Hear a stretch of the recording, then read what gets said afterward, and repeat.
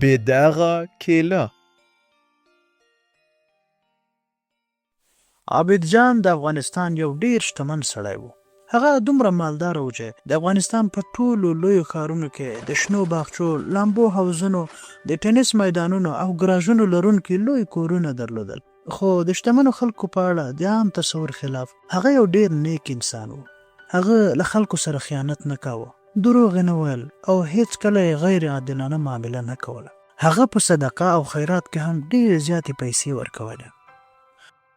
عابد جان یوازې یو لور لرله چې نوم یې اسما و.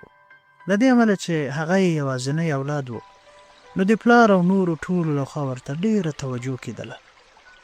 کله ناکله ډیره مینه او پاملرنه ماشومان خرابوي، خو د عابد جان لور اسما داسې نه وه. هغه هم د خپل پلار په څېر له نورو سره ډیره ښه او مهربانه وه. اسما یوه ډیره پاکه او سوتره نجلۍ وه. هغه ډیره پرهیزګاره وه، 5 وخته لمونځ یې کاوه او هره ورځ به یې د قرآن کریم تلاوت کاوه. د اسما په اړه تر ټولو غوره خبره دا وه چې هغې هیڅ کله د خوړو په اړه ناندرۍ نه وهلې. که څه هم پلار یې عابد جان دومره وس درلود چې هغې ته هره ورځ 3 وخته تر ټولو خوندور خواړه برابر کړي، خو هغې به پرته له دې چې تندی ترې وکړي سبزیجات او ایښول شوي خواړه هم خوړل. هغې به د هر ډول خوړو لپاره چې ترلاسه کول به یې د الله سبحانه وتعالی شکر ادا کوه او ویل به میلیونونه داسې خلک شته چې هیڅ نه لري چې ویې خوري او د شپې وږي ویده کېږي. خو دلته یوه وړه ستونزه وه. هغې به کیله نه خوړله. څنګه به یې چې کیلې ته وکتل نو د زړه بدوالي احساس به ورته کېده. په پیل کې د هغې پلار عابد جان فکر کاوه چې شاید هغه له کوم حساسیت سره مخ وي. هغه نوموړی تر ټولو غوره ډاکټرانو ته بوتله، خو هغوی ټول وویل چې اسما له هیڅ شي سره حساسیت نه لري او رکه روغه ده. دوی وړې ستونزې کله ناکله د دسترخوان په سر لوی ستونزې جوړولې. نورو خلکو کیلې خوښولې، نو کله به چې کیله په میز کېښودل شوه هغې به ورته کتل هم نه. نو له دې امله چې ټولو له اسما سره ډیره مینه لرله، نو هغوی کور ته د کیلو له راوړلو او خوړلو څخه ډډه کوله. یوه ورځ عابد جان اسما ته ورغی او ورته ویل: زما ګرانې لورې، موږ متوجه شوي یو چې ته کیلې نه خوښوې. آیا ما ته ویلی شې چې ستونزه دې څه ده؟ بابا زه بخښنه غواړم چې تاسو او نورو ته مې دومره تکلیف درکړ. ستونزه دا ده چې کله زه په کیله باندې تور داغونه وینم نو خوا مې راګرځي. زما مطلب دا دی چې موږ څنګه کولی شو داسې څه وخورو چې خراب شوي وي.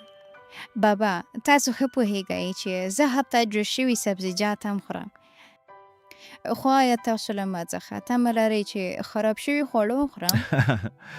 اوهو، دا خو ډیره وړه ستونزه ده. سمه ده ګرانې اسما، زه به انشاءالله تبارک وتعالی نن ستا لپاره یوه بېداغه کیله راوړم. بیا چې کله تا هغه وڅکله زه به تا ته داسې څه ووایم چې ته پرې نه پوهېږې. خیر اوسې بابا، الله تعالی دې تا ته برکت درکړي. ته زما ډېر خیال ساتې. په هغه ورځ اسما ته یوه بېداغه کیله ورکړل شوه. هو، داسې یوه کیله چې په بشپړ ډول زیړه وه او په سر و پای کې لږ شین رنګ درلود. هغې د کیلې پوټکي لرې کړل او په حیرانتیا سره یې دننه یو سپین شیدې غوندې میوه ولیدله چې دا لومړی ځل و هغه یوه کیله له دننه څخه په بشپړ ډول سپینه لیدله. اسما لورې، د کیلې خوند څنګه و؟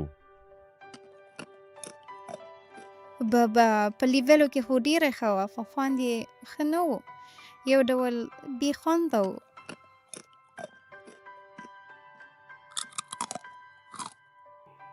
سمه ده اسما، اوس دا داغ لرونکې کیله امتحان کړه. اسما په زړه نازړه سره هغه واخیسته. هغې پوټکی لرې کړ او دننه یې وکتل. دا د بېداغه کیلې په پرتله یو څه نرمه وه او ځای ځای پرې تور رنګه داغونه وو.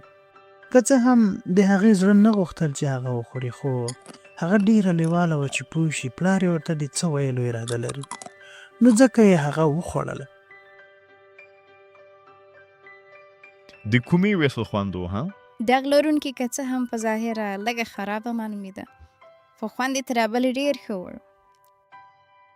اسما دا کټ مټ هغه څه دي چې ما غوښتل تا ته یې ووایم هېڅکله د یوه کتاب قضاوت د هغه له پوښ څخه مه کوه کټ مټ د کیلې په څېر هر انسان داغونه لري هر انسان عیبونه لري زما مطلب دا دی چې ته به په هر چا کې هر څه نه خوښوې خو باید هغه په ټوله کې خوښ کړې خلک او میوې خواږه او ښه دي که ته تل د یو چا بد عادتونو ته وګورې نو هېڅکله به ونه شي کولی چې یو ملګری پیدا کړې ځکه چې هیڅوک بې داغه نه وي هیڅوک بې عیبه نه وي که څوک عیبونه لري خو په مجموع کې ښه انسان وي نو ته باید له هغه سره ملګرتیا وکړې